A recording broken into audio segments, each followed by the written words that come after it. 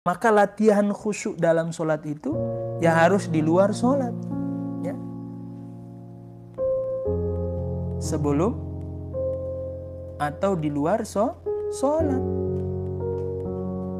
Nah, makanya ibu-ibu sekalian, para ulama kita, ya, di antara kecerdasan mereka itu, kecerdasan beliau-beliau, ya, kemudian membuat satu rumusan supaya kita bisa khusyuk dalam sholat, ada yang namanya prakondisi. Makanya ibu-ibu sekalian, sulit bagi kita untuk khusyuk, ya, kalau kita wudhunya aja, wudhu berangkat sholat udah qomat lari, habis itu Allahu Akbar. Itu pasti nggak akan khusyuk kita sholat. Karena kita memulai sholat itu belum memprakondisikan pikiran dan hati kita. Maka kita butuh latihan. Latihannya apa? Makanya mulailah ketika azan itu, ya, tenangkan pikiran hati kita. Ya, mulailah dengan tenang. Ya, wudhu itu dengan tenang, ya. Mulainya dengan tenang. Nah, itu namanya memprakondisikan. Dan sebelum kita sholat jangan langsung main Allahu Akbar, jangan langsung main takbir.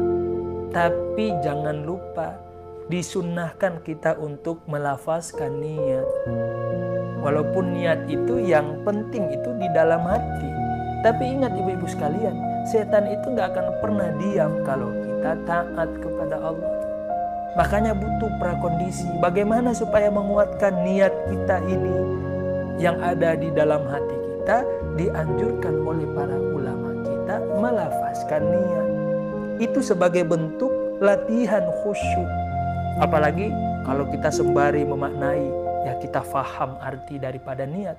Usolli, misalnya sholat zuhur nih, usolli fardhu zuhri arba'a raka'atin mustaqbilal qiblati adaan makmuman lillahi ta'ala. Ya Allah, hamba niat sholat zuhur. Kita paham artinya, ya, 4 rakaat, ya, untuk mulillahi ta'ala. Baru tuh Allahu Akbar. Insya Allah dengan sholat yang seperti ini, insya Allah kita akan khusyuk dalam sholat.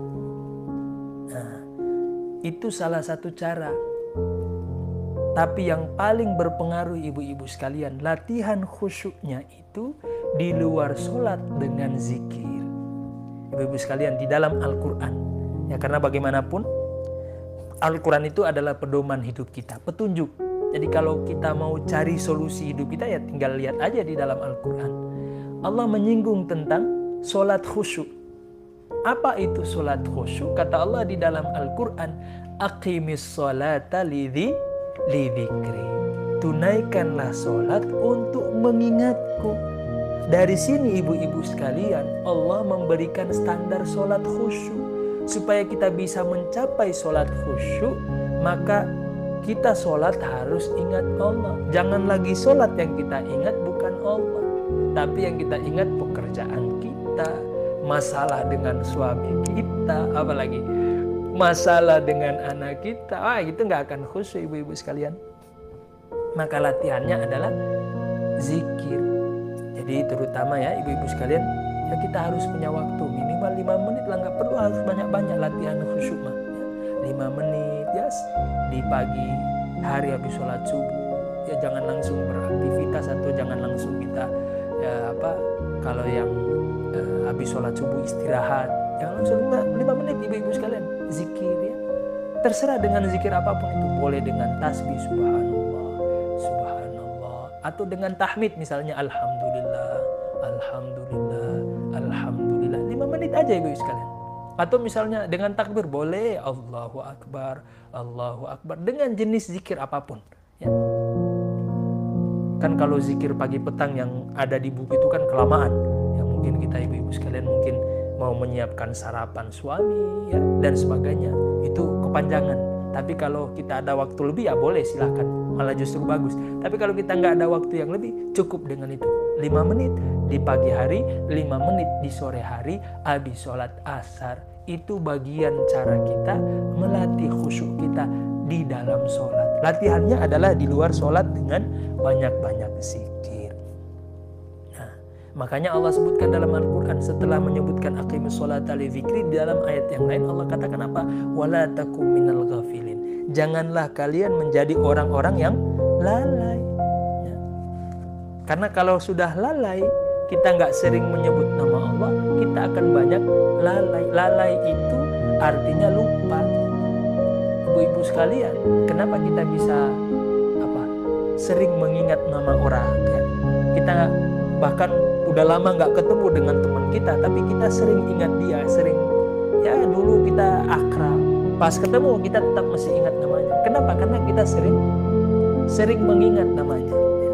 Maka melatih supaya hati kita khusyuk adalah dengan sering-sering menyebut nama Allah.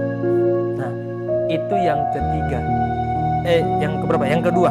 Yang terakhir, ibu-ibu sekalian, ini terakhir sebelum kita tutup.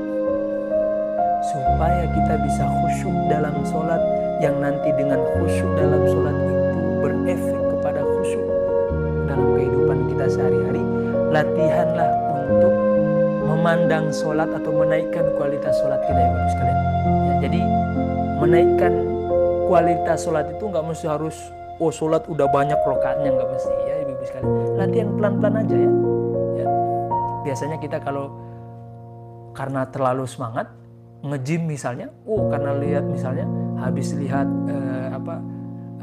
penyampaian ya, dari Aderai misalnya, langsung angkat 10 kilo atau 15 kilo, itu tanda-tanda besok nggak balik lagi.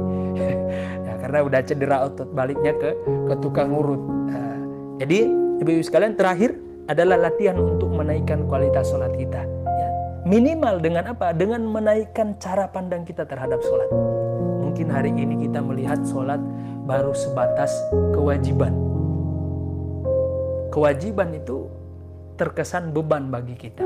Nah, makanya wajar ibu-ibu sekalian, kita sholat jangankan khusyuk, sholat aja udah berat banget. Allah, padahal lagi nggak angkat beban ya. Allah, tapi kayak takbir itu kayak angkat beban 10 kilo. Kenapa? Karena kita masih memandang sholat itu sebagai beban, kewajiban. Nah, maka kita latih ibu-ibu sekalian ya. Latihannya apa? Pandanglah sholat itu sebagai kebutuhan kita. Kalau kita sudah jadi memandang sholat sebagai kebutuhan, ketika kita sudah memandang sholat sebagai kebutuhan, otomatis ibu-ibu sekalian, ibu-ibu makan kebutuhan nggak? Makan kebutuhan nggak? Kebutuhan. Adapun kita milih mau makan apa, ini tuh bukan masuk kebutuhan, tapi masuk keinginan. Minum, kebutuhan nggak? Kebutuhan kita. Karena kalau kita nggak minum, pasti mati. Apalagi, dan sebagainya. Nah, ketika kita memandang makan minum sebagai kebutuhan, ketika kita makan, ada efek apa ibu-ibu sekalian? Kita pasti akan menikmati makanan kita, menikmati minuman kita. Walaupun mungkin kasihan makanan kita sederhana, minuman kita sederhana, tapi ketika kita menikmati makan minum itu akan terasa nikmat. Ya, berbeda walaupun makanan itu lezat, ya, makanan enak, tapi kalau kita makan, ya, misalnya kita makan sambil nonton TV atau makan buru-buru, kira-kira menikmati nggak ibu-ibu sekalian? Jawab dengan jujur. Lagi jadi makan sambil nonton drama Korea ya, drama yang kita suka. Kira-kira makanan yang lezat sekalipun, kira-kira bisa nggak kita nikmati itu? Kurang. Bahkan mungkin kita nggak terasa, kok udah habis aja makanan. Kenapa? Karena kita nggak fokus di situ. Kita fokusnya ke lain. Nah, ini ilustrasi sederhana ibu-ibu sekalian, supaya kita bisa khusyuk dalam sholat adalah pandanglah sholat sebagai kebutuhan. Setelah kita memandang sholat sebagai kebutuhan, pasti kita akan menikmati sholat itu. Untuk supaya kita bisa menikmati sholat itu, sama seperti supaya kita bisa menikmati makan minum kita, yang kita butuhkan apa? Kehadiran hati dan pikiran kita. Ya, jadi pikiran kita harus di tempat, hati kita harus hadir. Makanya kita nggak boleh makan sambilan. Makanya kita makan nggak boleh sambil nonton TV. Hari ini kan kita kayaknya makan itu hilang rasa nikmat makan. Kenapa? Karena kita makan makan kadang sering sambilan dengan yang lain, sambil buka handphone ya, apalagi cek status, pokoknya macam-macam. Akhirnya apa? Kita kurang menikmati makan minum kita. Maka untuk supaya kita bisa menikmati, hadirkan hati dan pikiran kita. Pun demikian ibu-ibu sekalian, supaya kita bisa menikmati sholat kita, supaya kita bisa khusyuk dalam sholat kita, ajak tuh ya hati dan pikiran kita. Ya. Fokuskan hati dan pikiran kita. Ya, nggak mesti harus buru-buru, nggak usah buru-buru. Nikmati setiap bacaan, nikmati setiap gerakan sholat kita. Insya Allah dengan sholat yang seperti itu kita akan bisa khusyuk.